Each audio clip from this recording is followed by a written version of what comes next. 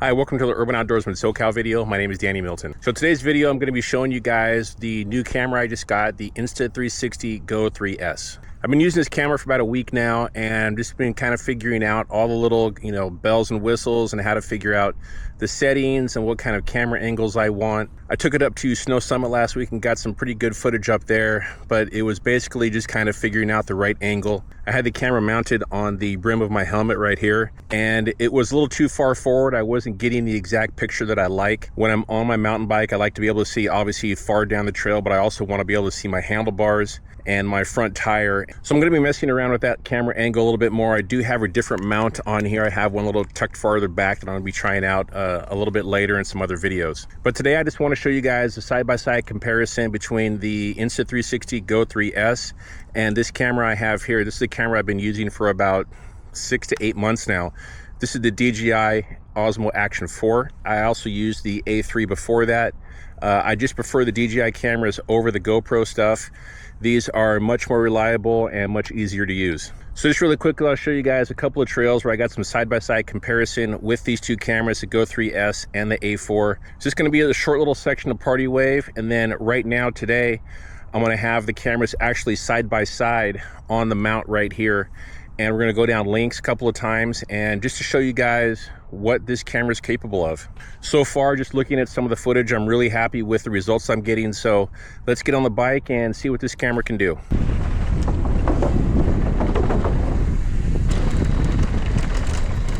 All right, camera's in action. We're on 0 tilt.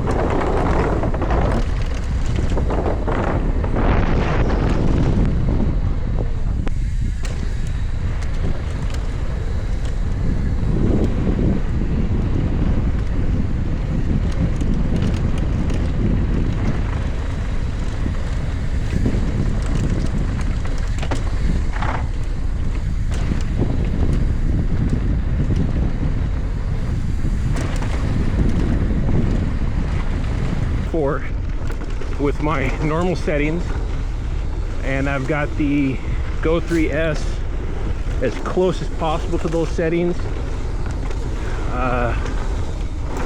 Go 3S is 4K 24. We're in action view right now on the Go 3S. I do have the max stabilization on. What else? Windscreen or wind cancellation is turned on. Sharpness is at medium. The EV is set to -0.7 because that's what I have the DJI A4 set to. If you want to see how I set up my DJI A4, I'll put a link to that video right up in the corner there. That's a full run through of how I set up the camera for the A4 for mountain biking.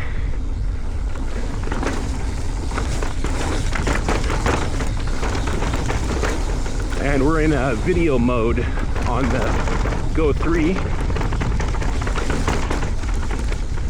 Wanted to have the widest angle and closest kind of image to the A4. I've been liking using the reframe mode on the Go 3S, but it's a little bit narrower, not quite as tall as a video mode, so got that maxed out. Got the tilt shift turned off as well on the Go 3S because that was cropping the image a little bit.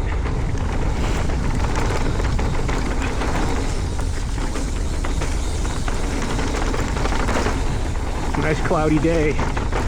Should make for some good video. Not a lot of shade, obviously, unless you go under a tree. So I'm really happy with the image I'm getting out of this Insta360 Go 3S.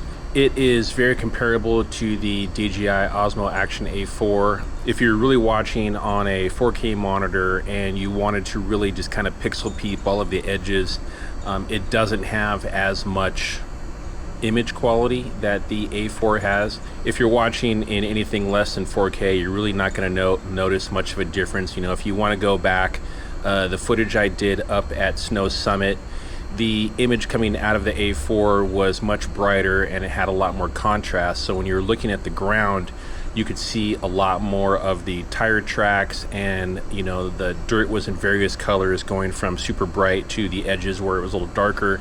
The Go 3S did an actual better job there of cutting out a lot of those highlights. If you actually look, the ground on the Go 3 image was much darker, but if you really look at it, you can see a lot of the same tire tracks and all of the kind of image quality that you see out of the Go 4. It was just colored a little bit differently. Looking at the video that I did side by side at Aliso Viejo, the second video, that image also was very good. I'm very happy with the stabilization as well. The image quality, you know, if you go back and you can pause, in some aspects there's even more kind of image quality, a better image quality in the Go 3S video around the sides and in the focal point of the center. Now the closer you get to the edges, obviously the image is going to blur because that's what you want it to do. The color of the second video on the Go 3S was a little bit more yellow than I would like. I had set the white balance to 6,000.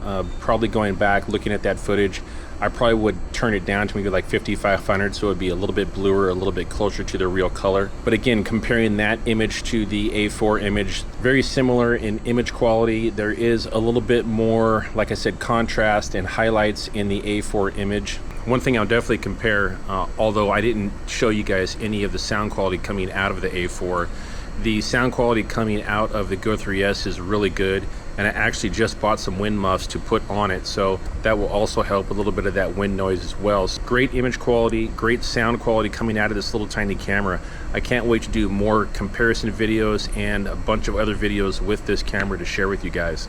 Please let me know down in the comments what image you like better. You know, they do look relatively different, but if you're just looking at the actual image quality, you know, I could, if I wanted to, go into Premiere Pro and change the coloring and change the contrast and all that kind of stuff of the Go 3 image to make it look closer to what is coming out of the A4, but I already like the image coming out of the Go 3S, so I really wouldn't change much of it. So let me know down in the comments if you've used this camera, what you think of it. If you guys have any other questions that you might have comparing these two cameras, leave all of those questions down in the comment sections and I'll try to get back to you guys as soon as I can. Do all that fun stuff for me, please. Smash that like button, share, comment, definitely subscribe to the channel. The more subscriptions I have, the more times you guys comment and like the video, the more it gets put out to other people on YouTube, more people see it, channel grows, all that good stuff.